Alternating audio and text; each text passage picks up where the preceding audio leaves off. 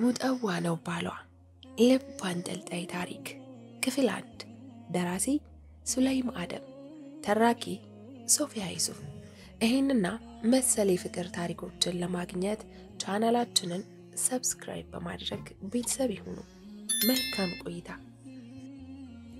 ስታዩ ትሸሻለች፣ ከሩቅ ስታዩ መንገድ ትቀይራለች። እሷ አይከተላትም። በአጋጣሚ ከተገጣጠሙ ሰላም አለይኩም ብቻ ብሏት ያልፋል።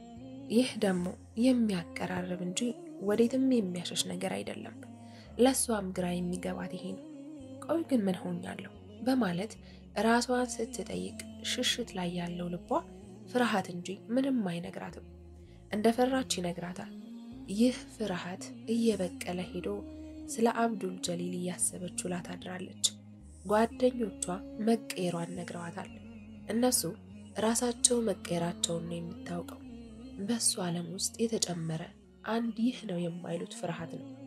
ዩኒቨርሲቲ ውስጥ አብራቸው እየሄደች ከሩቅ ስታየው መርበትበቷን እንዳያውቁባት እየተጠነቀቀች ሰርቃ ታየውና ምድር ዋጥ ስልቅጥ ባደረገቻት እየተመኘች ትሸሻለች።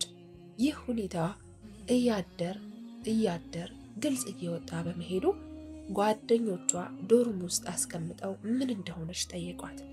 ነገረቻቸው። እኮ ይሄ ጺማሙ። አንዷ እንዴት ልጅቷ አበደች እንዴ? ሌላዋ ደግሞ ባክሽ አወዳደቅሽን አሳምሪ። ደግሞ ሌላዋ ይህ አባባላቸው ለጊዜው ለቸገራት ነገር መፍትሄ አላመጣም። የባሰ አስጨነቋት። የባሰ አብዱል ጀሊል አሳዘናት። ጓደኞቿ ገፉት፣ ተቀየመቻቸው። ለወትሮ ጺሙ የተንጀረገገ ወንድ ቀርቶ ለስሙ ካልሆነ ትንሽ ያሳደገ ወንድ ያስጠላታል። ይህ ደግሞ ሱሪውንም ያሳጠረ ነው። ከዛ በተጨማሪ እንዴትም ብለው ሊያናገሩት የሚያርበተበት ስብዕና አለው። ሚስኪን ነገርም ነው። ውሎና አዳሯ እሱም ማሰብ ብቻ ሆነ። ሴት ልጅ ከወደደች ከተያዘ ነፍሷ የሚሉት የግጥም ስንኞች በትክክል ተግባራዊ የሆኑ መጡ። እቅድ ማውጣትና የሆነችውን ሁሉ መንገር እንደሚገባ በማመን ነገ ትልና ነገን አልፋ ነገን ስትይዝ ጓደኞቿ ከሚያሳድሩባት ተጽዕኖ ጋር ተደምሮ ፍርሃቷ ይህን ጉዳይ እስከ መጨረሻው መዝጋት እንዳለባት አሰበች። አታደርገውም። ጠዋት የዘጋችው መዝገብ ማታ ይከፈታል። እሱ ሊቀርባት ይልና እንዳትሸሸው በሚል ይፈራል። በማህበረሰቡ ውስጥ ከሚወዳቸው የአካሉ ክፍሎች ጋር የተሳለው ስዕል ምን እንደሆነ ስለሚያውቅ እንዳትሸሸው አይከተላትም። ዓለሙን አስፍቶ መንገዱን እንድትመጣበት ከፍቶ ይጠብቃታል። ጺም ያለው ሙስሊም ወንድ ሱሪውን ያሳጠረ ሪጃል ቀርፋፋና አካባጅ ሆኖ መሳሉን ያውቃል። በነገሩ ይገረምና ይህን ስዕል ህሊና ፈርታ ጉዞዋን እንዳትቀይር ይፈራል። ማድረግ ያለበትን ኸይር ነገር ሁሉ ሊያደርግ ደግሞ ከራሱ ጋር ቃል ይገባል።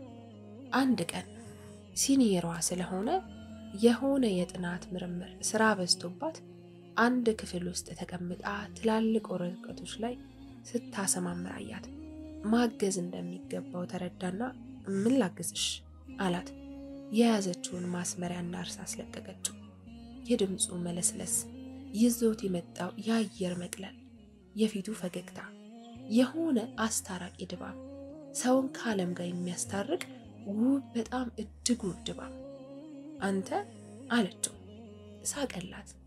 ባለጺሙ አብዱል ጀሊል ሳቀ። እንደማመን እንዳለማመን አደረጋት። በሁለቱ ስሜቶች ድንበር ላይ ወድቃ ወደ አንደኛው መሆን ነሳት። አንድ አዲስ ያልተነካ ትልቅ ወረቀት ከጥቅልል ውስጥ አውጥታ በእጅ የተሰመረና ቁጥሮች የሰፈሩበት የወለል ንጣፍ ጭምር ሰጠችው። ንድፍን የሰጠችው ማስመሪያ ላይ አመጣ ሄደ። ከጁኒየር ተማሪዎች ፈልጎ አፈላልጎ ይዞ ሲመለስ የሚበሉት ሐላዋና የምትደርበው ጃኬት አመጣላት። ጃኬቱን አልመልስለት አለች ለራሷ። ከዛን ጊዜ በኋላ የሷ ፍርሃት የገባበትን አጣችው። በቤሳቢስትን ሰበብ ወደሱ መሄድ ቀለለላት። ወደሱ ስትሄድ የምትራመዳቸው እያንዳንዱ እርምጃዎቿ በአበባ ምንጣፍ ላይ የመሄድን ያህል ምቾት ሰጣት።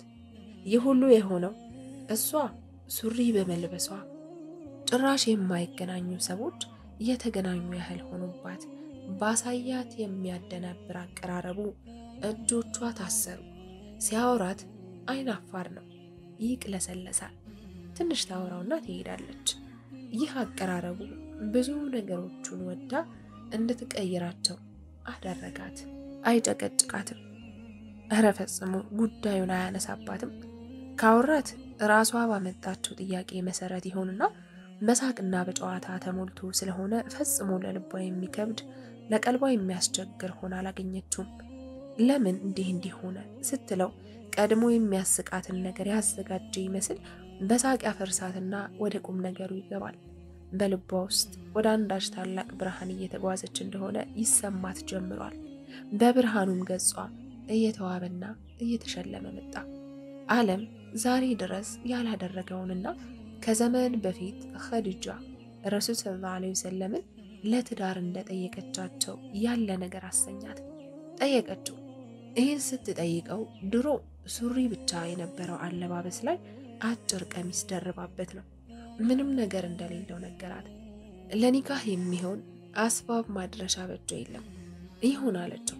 መህር ከሰጠኸኝ ቆየህ ስትለው ደግሞ ግራ በመጋባት አልገባኝም አላት። የትኛውም ሰው ጨለማውን ይዞብኝ ነው እስከዛሬ የመጣው።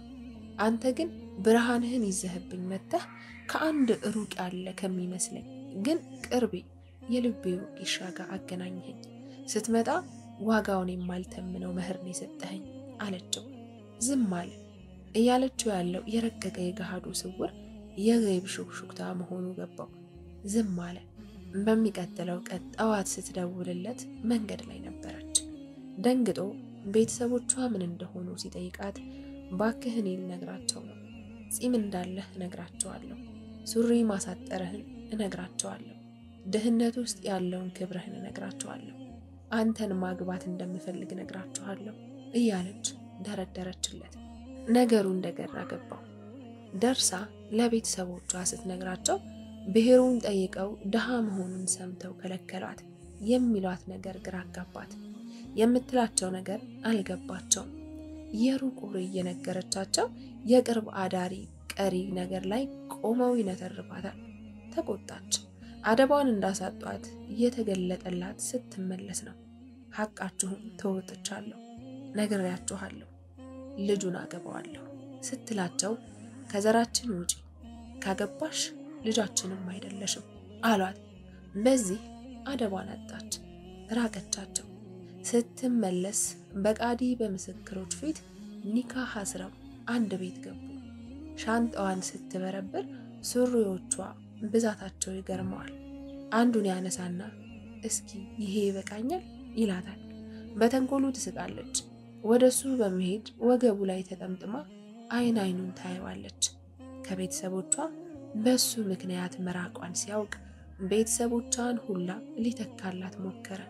በልቡ ሙቀት ልክ አካባቢዋን በደስታ ሞላው። የዓመቱ ትምህርት ሲያልቅ ጠዋት ላይ አርቴ ቀለበት አድርጋ ወደ ቤተሰቦቿ ሄደች። ሲያዩት ልጃቸው መሆኗን ተጠራጠሩ። የአብሯት የተሰፋ የሚመስለው የሱሪ ዘር አልተከተላትም። እንግዳ መሰለቻቸው። በሁለት ቀን ዕድሜ አባረሯት። ወደ ባሏ ሄደች። ተበሳጭታ ስትሄድ አረጋጋት፣ አሰከናት። በዛው ለዓመታት ሳትዘይራቸው ቀረች።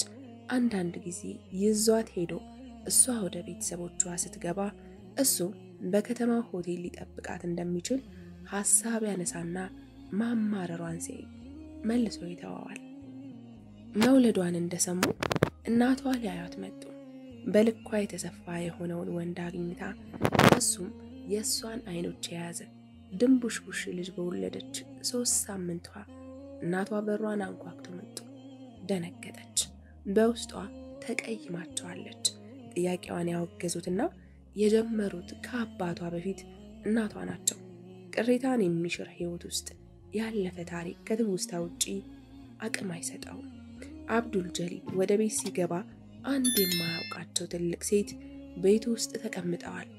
በቅጽበት አንድ ጊዜ ሚስቱ አንድ ጊዜ ሴትየዋን ሲያይ ቁርጥ አንድ መሆናቸውን ሲመለከት ሳይነገረው እናቷ እንደሆኑ ገባው። በዛ ላይ የሚስቱ አይኖች ግልጥልጥ አድርገው እየነገሩት ነው። ደቂቃ ሳያጠፋ እማ አፉ ይበሉ አለና እግራቸው ላይ ወደቀ። በበፊቱ ባህሪዋ ይህ አባባሉ አናዳጅ ነው።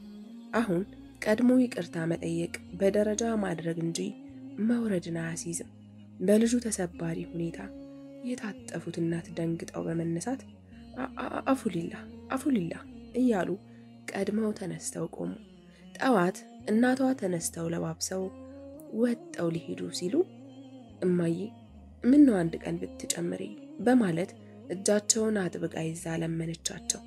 ነጥቀዋት ሲሄዱ ፊታቸው በፈገግታ ተሞልቶ ነበር። ፈገግ ባለው ገጻቸው እያፌዙባት መሰላት። ውስጧን ታመመች። አብዱል ጀሊል ለማባበል እስኪቸገር ድረስ ራቀችበት።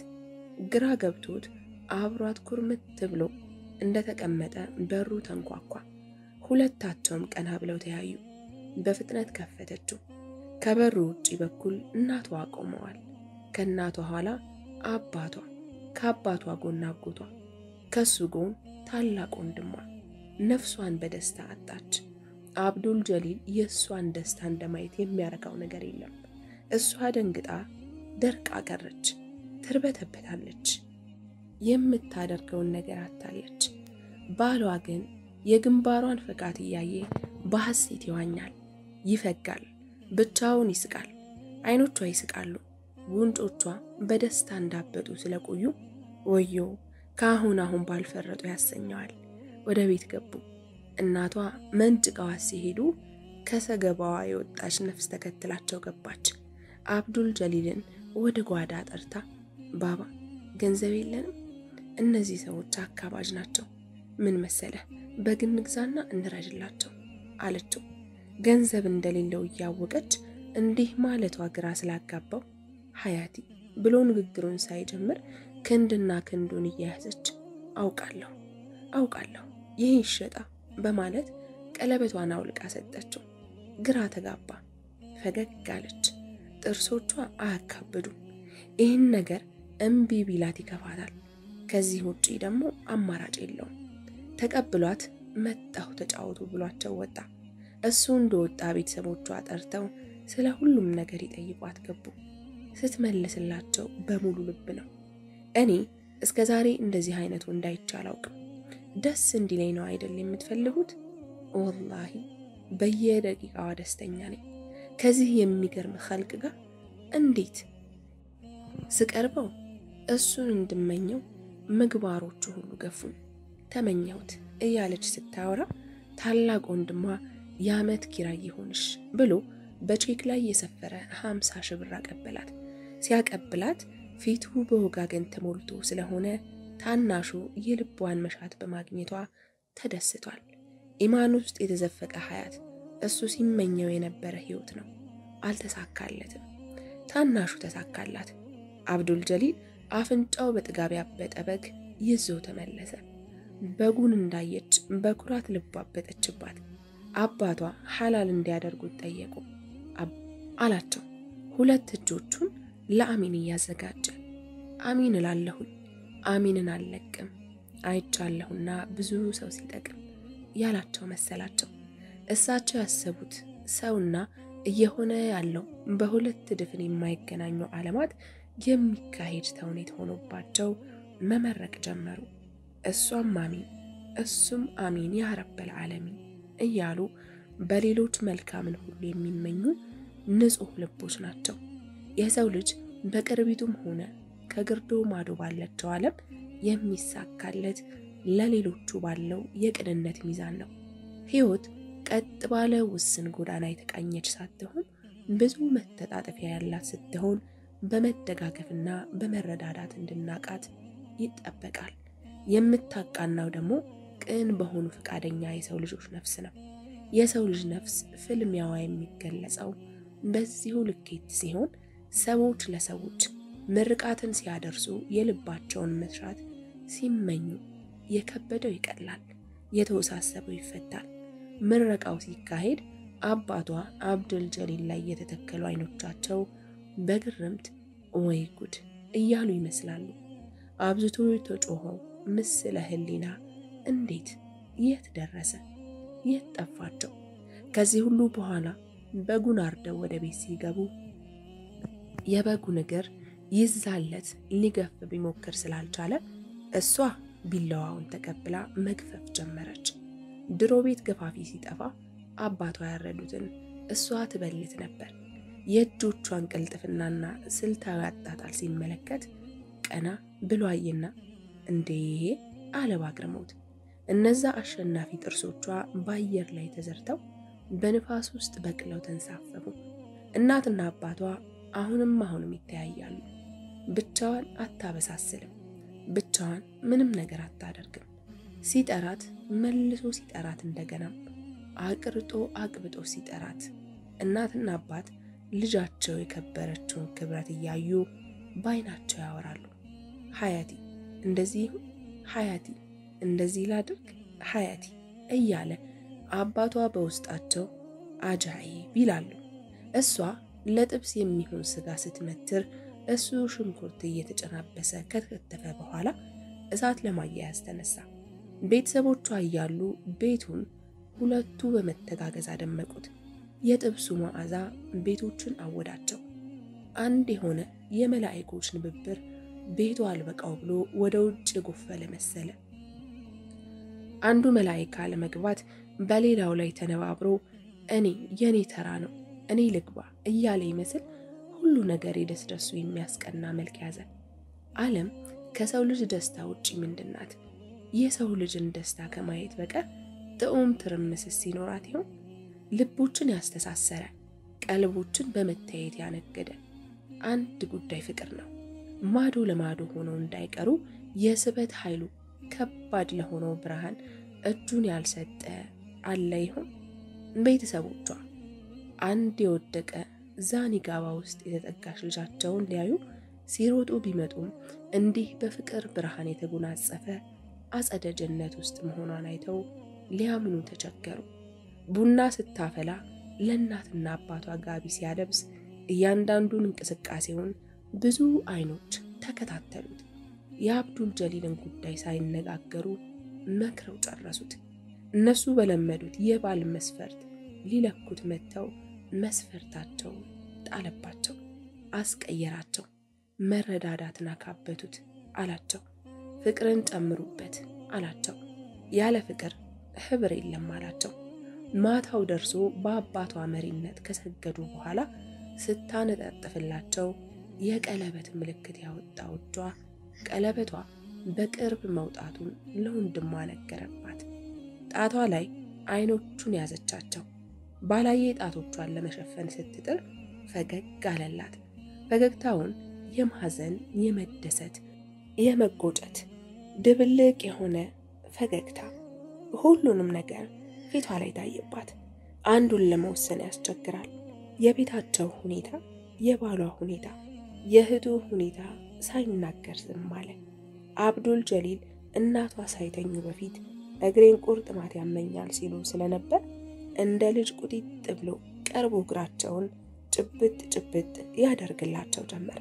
እንዲህ ማድረጉ ቤተሰቦቿ ያለ ቀሪ ልባቸውን እንዲሰጡት እንኳን ልጃችንን እንካ ልባችንን አሉት። በታማኝነት ልቡን የሰጠ በታማኝነት ልባቸውን የሚሰጡት ሰዎች አያጣም። ከምቾት ውጭ ያለ ነገር ሁሉ የሚሰብረውን የሰው ልጆችን ቀልብ በጥንቃቄ ይዛል ተብሎ መታመን ታላቅ ገድል ነው።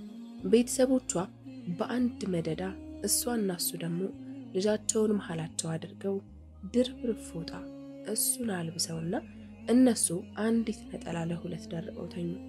ሁሉም ነገር ዝም ጸጥ አለ። የንጋት ስግደት ከሰገዱ በኋላ ሲያወሩ አብዱል ጀሊልና ባለቤቱ ለእንግዶቹ ቁርስ ማዘጋጀት ጀመሩ። ቤተሰቦቿ ስለሆኑ እንጂ በጠዋት መነሳት አይገራላትም። ለሱም አንድ ቀን ለስሙ ተነስታ ቁርስ ሰርታ አታውቅም። እሱም ለምን ብሏት አያውቅም። እያስገደዱ የሚያገኙት ነገር እንዳልተገኘ መቆጠሩን ጠንቅቆ ያውቃል።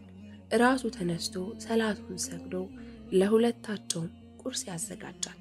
ዛሬ ልዩ ቀን ስለሆነ ነው ያለ ልምዶ ያስነሳት። ይህ ልምድ ልጅ ሆናም አብሯት ነበር። እናቷ ይህች ልጅ እኮ እሳት ተነሳ ተብሎ ቢጮህም በጠዋት አትነሳ ሲሉ ጎረቤቶቻቸው እማማ ጠይባ ደግሞ ይብላኝ ለባሏ እኛስ እንላቀቃታለን ይሉ ነበር። ይሄን አብሮ ያደገ ባህሪ ቀስ እያሉ እንጂ በአንድ ጊዜ መቀየር የምኞት ምርጫ ነው። አብዱል ጀሊል ሞኝ አይደለም። ዛሬ ነቅታለች። በአንድ ላይ ቁርስ ከበሉና ቡና ከጠጡ በኋላ ቤተሰቦቿ ወደ ሀገራቸው ለመመለስ ተነሱ።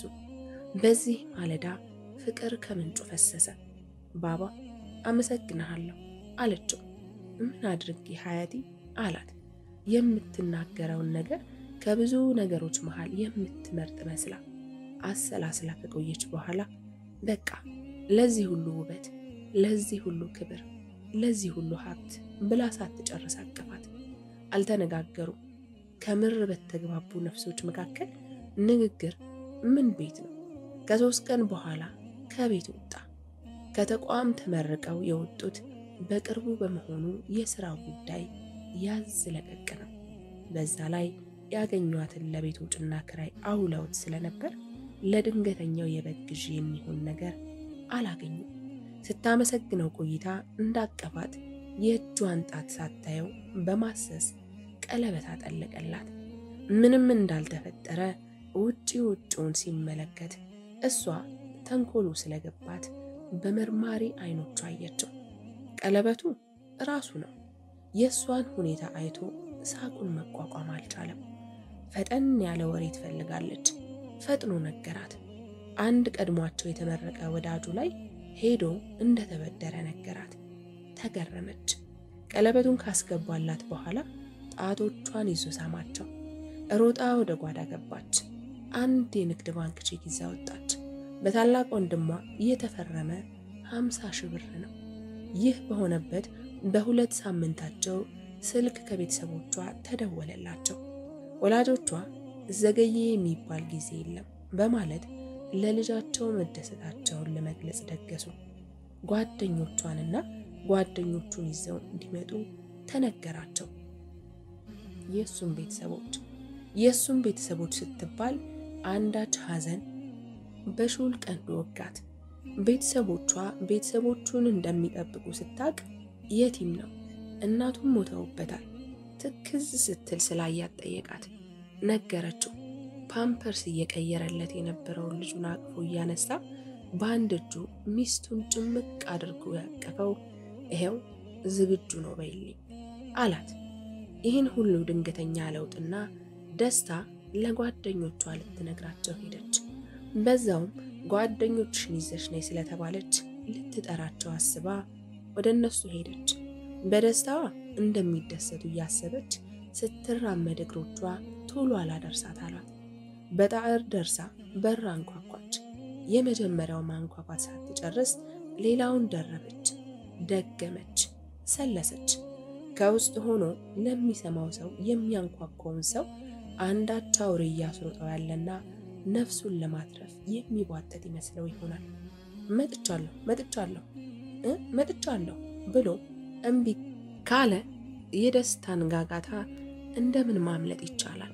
አንዷ ጓደኛዋ ቤት ሁሉም ጓደኞቿ ከተማዋል። አጋጣሚው ደስ አላት። ሁሉም እየተቁለጨለጩና አንድ የመከዳት ስሜት ያረበበበት ገጽ እያንጸባረቁ በእጃቸው ብቻ ሰላም አሏት። ግራ ገባት። ሁሉም ከሷ አይናቸውን ያሸሻሉ። ደነገጠች። ሁሉም የሚተነፍሱት ቃል ያጡ ይመስላል። በቀዝቃዛና በሚያስፈራ ጸጥታ ውስጥ ዘፈቋት። እሷም ላይ የምን በድዬ ይሆን ስሜት ይንጸባረቃል። ለምን እንደዚህ ሃዛርድ እንዳበሩ ገብቷታል። ጓደኞች አለቻቸው ለስለስ እንዳለች። በፊት በአናታቸው ላይ ትደንስ ነበር። አሁን የመስከንና የመረጋጋት መንገድ ላይ ነች። ጥሪዋን እንደሰሙ ሁሉም ገልብጠውና ዘቅዝቀው ምን ነበር በሚል ከሲታ እይታ ገረመሟት። እሷ አንድ አንገብጋቢ የህይወት ምህዋር ውስጥ ገብታ እሽክርክሪቱን ጥሟት ከዛ ውጭ ያሉት ሁሉ እያሳዘኗት ጀምራ ለምን እንደዚህ እንደሆናችሁ አውቃለሁ።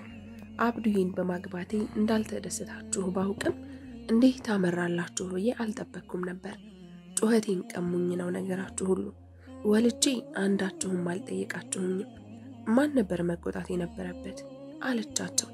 አንድ ልህ እየተናነቃት ምንም መልስ አልሰጧትም። ተነስታ እየቆመች የመጣሁት ወላጆቼ መተዋዩ ባዩት ህይወቴ ተማረኩ። አብዱዬ አኮራኝ። በሚመጣው እሁድ ደግ ሰው ጠርተውናል። ጓደኞችሽን ይዘሽ ነይ ስላሉኝ ጓደኞች አሉ ብዬ ነበር የመጣሁት። ለካ ጥሩ የሚመኝልኝ ጓደኛ የለኝም ነበር አለችና ወደ ውጭ መራመድ ጀመረች። ክፍል 2 ይቀጥላል።